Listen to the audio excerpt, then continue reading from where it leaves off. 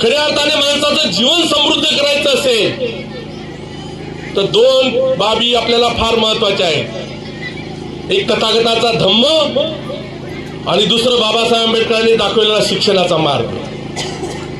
तथागताचा धम्म माणसाचा तात्विक जीवन मूल्य खऱ्या अर्थाने आपल्याला शिकवतो.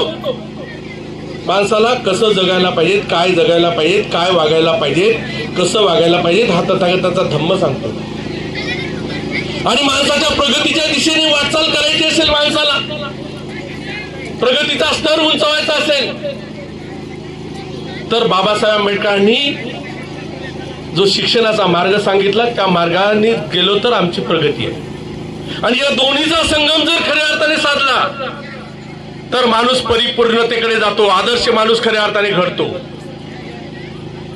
आणि मग आदर्श माणूस घडायचा असेल तर आम्ही संकल्प करून आलो पाहिजे.